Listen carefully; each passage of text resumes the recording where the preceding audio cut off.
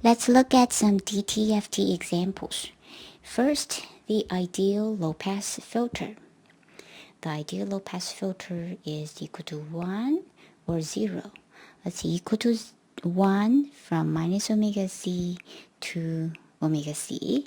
And for other values, it's equal to 0. Remember, we are only describing the frequency response for a 2 pi period, not the whole frequency range. For such a frequency response, what is the corresponding time domain impulse response? Let's try to recall the continuous time case. For the continuous time case, we may also have an ideal low-pass filter that is equal to 1 for the frequency range from minus omega c, this is big omega, to omega c. For such a frequency response, the time domain function, time domain impulse response is what is it? It's the sinc function.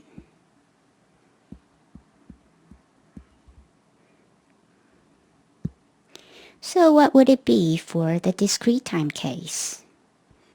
Let's apply inverse DTFT on the frequency response h. And because h is non-zero only from minus omega c to plus omega c, we only need to integrate this frequency range. And for this frequency range, h is equal to 1. So we end up integrating this exponential function here. If we carry out the integration, this is what we get. What does it look like? It's very much like a sinc function that we are familiar with, right? We can write it as the continuous time sinc function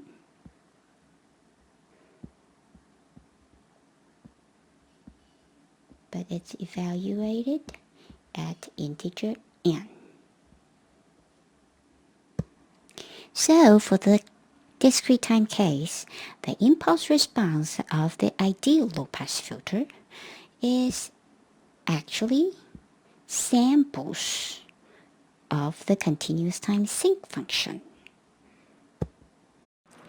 A very useful example of Fourier transform is the case that x is an impulse at omega 0.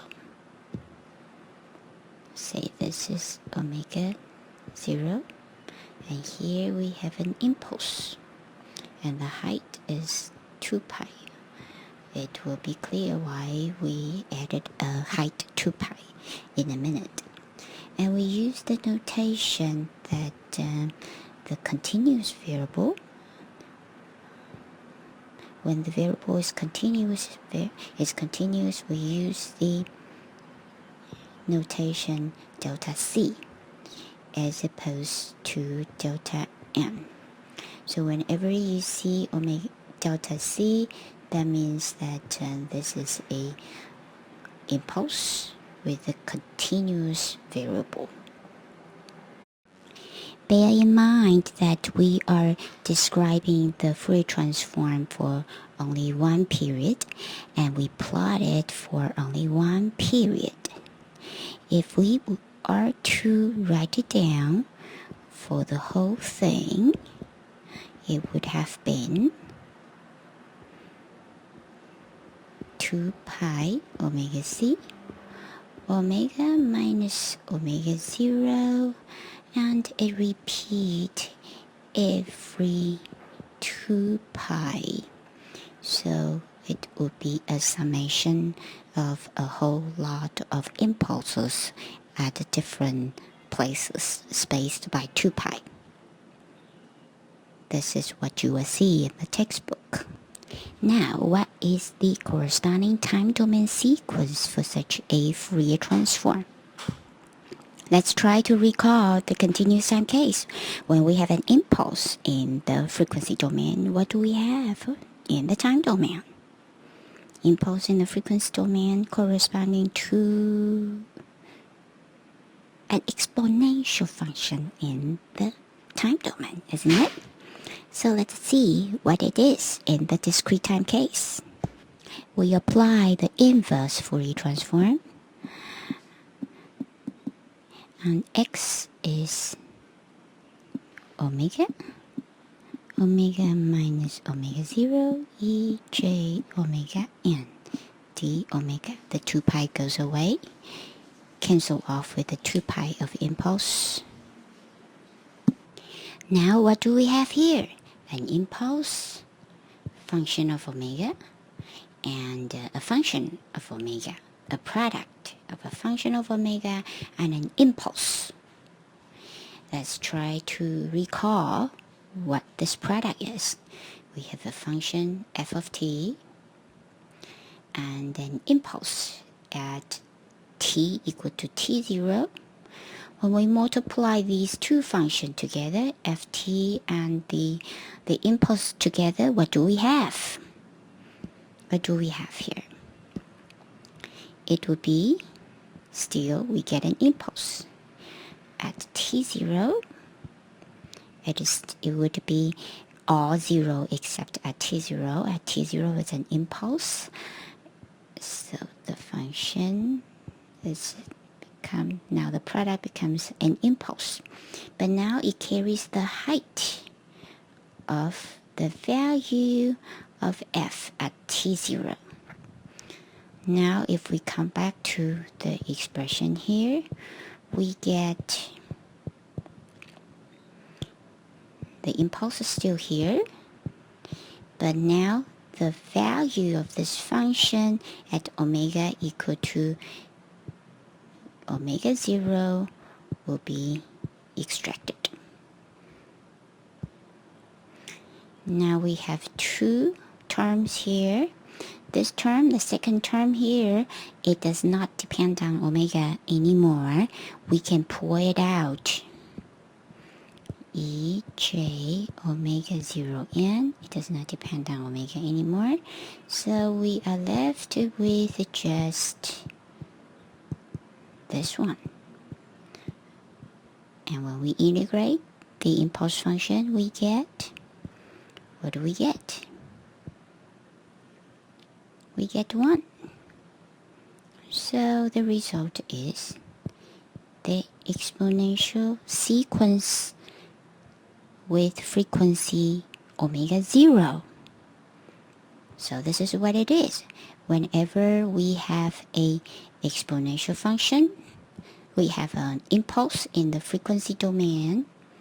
Impulse in the frequency domain, we get an exponential sequence in the time domain. I've forgotten to put C, subscript C at a lot of places. C, and a C, and a C, and a C, and a C. We have seen the endpoint moving average in the time domain. Now, let's look at it from the frequency domain. If we have an endpoint moving average system, then the output is related to the input in this manner.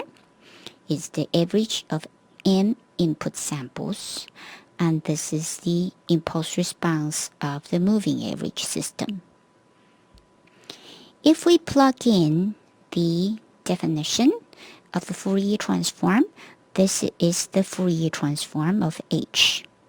1 over m, 1 plus e minus j omega, all the way to e minus j n minus 1 omega. Okay, so this is the Fourier transform. But we would like to make sense out of this Fourier transform. So let's try to look at it using the magnitude response and the phase response. First, let's examine the Fourier transform and try to understand the nature of this expression. what kind of expression is this?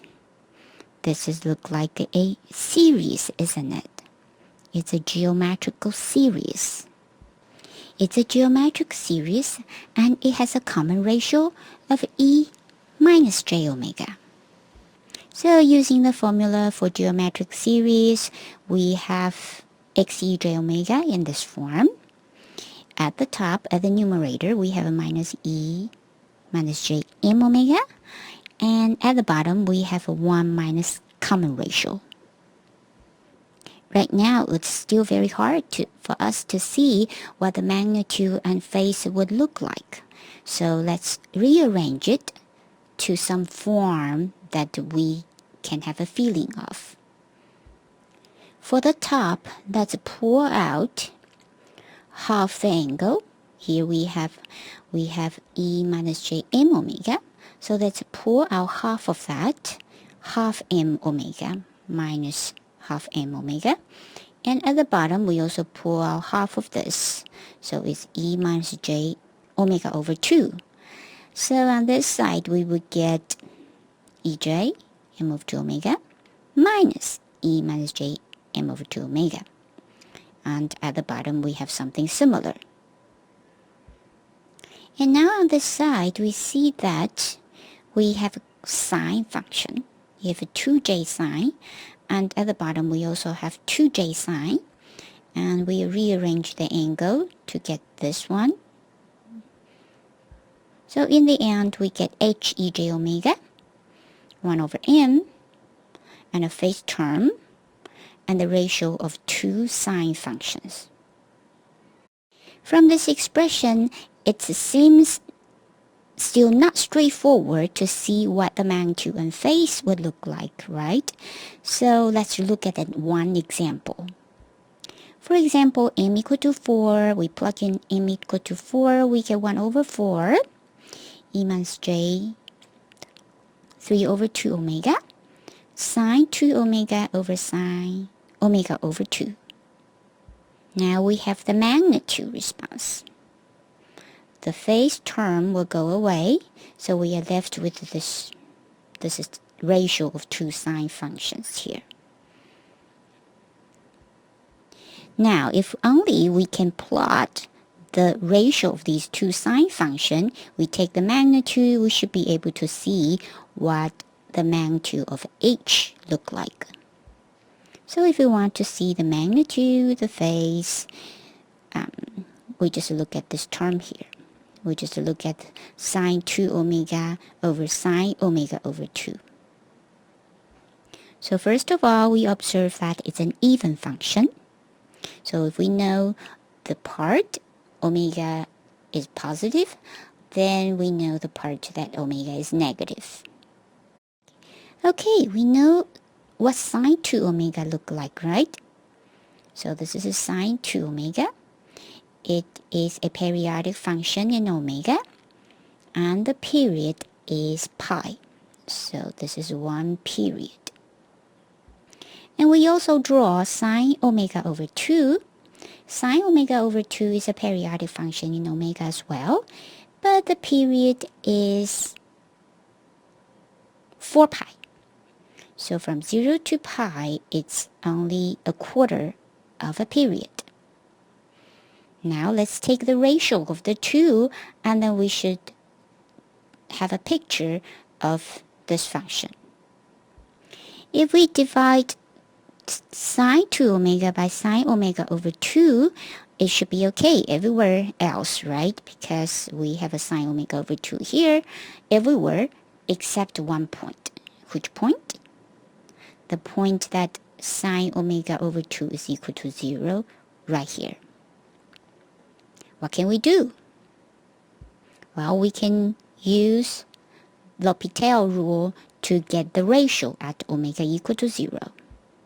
The rule says now we have sine 2 omega over sine omega over 2, and we take the derivative of the 2, we get 2 cosine 2 omega half cosine half omega at the bottom, and this is 1.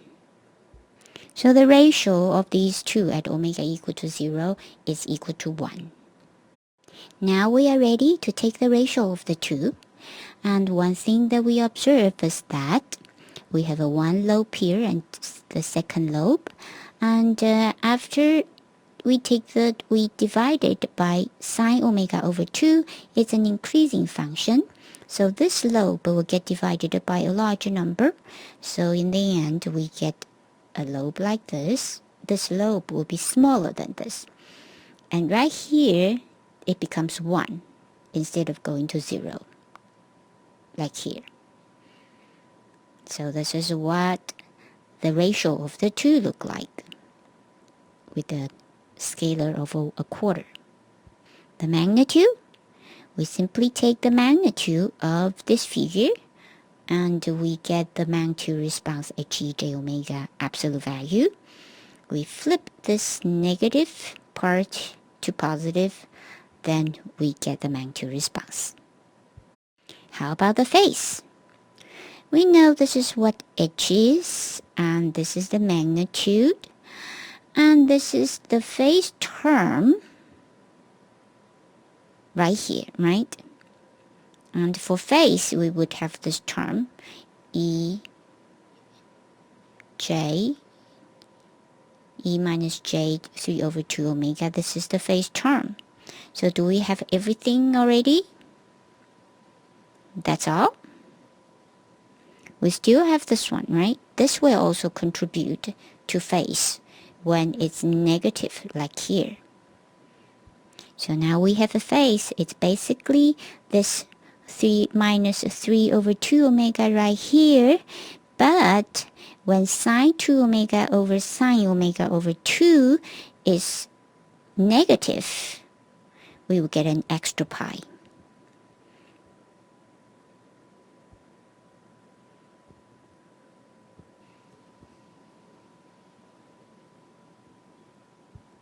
Well, we know something about the phase, right?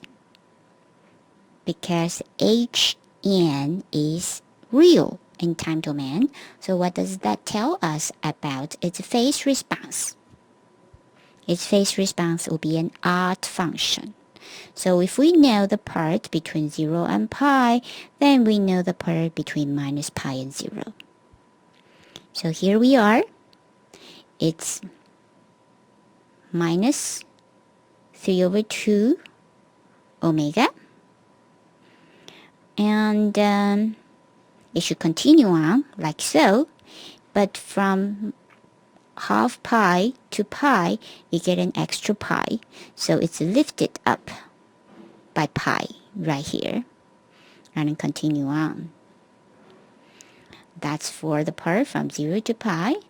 And from minus pi to 0, it's simply the negative. It's an odd function. So it's an odd function like so.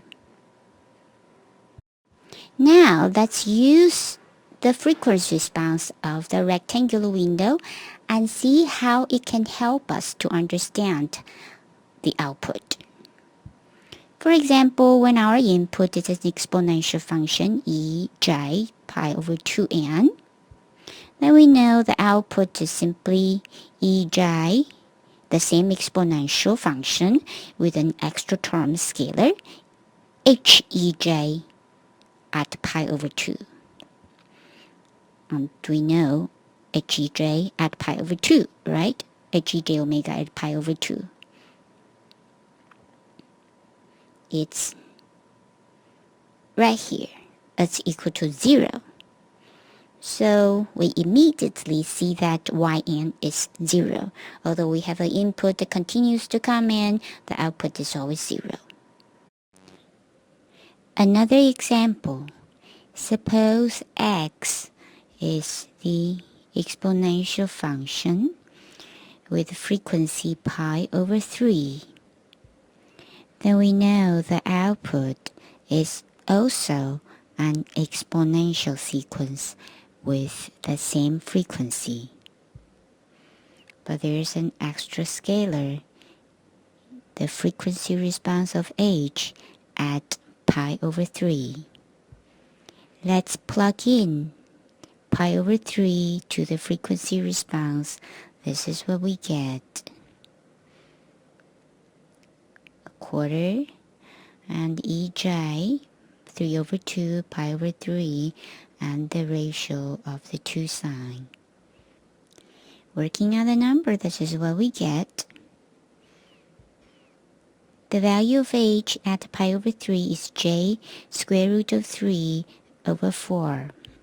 So we get y is an exponential sequence, ej pi over 3n, but there's a scalar due to the frequency response of h right here. Another example, how about xn is cosine pi over 3n.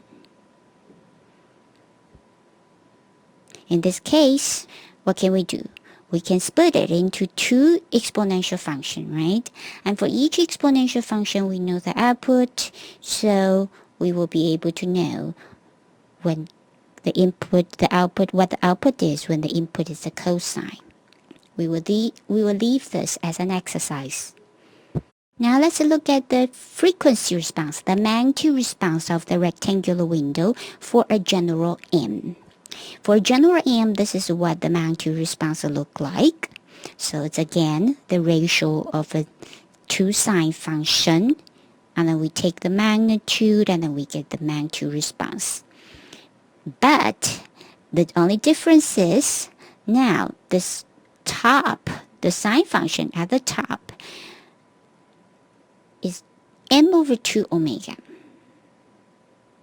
So this function would have a period of a sine m over 2 omega is a 4 pi over m. So the first zero crossing would be half of that, 2 pi over m. So this is what the magnitude response look like. Zero crossing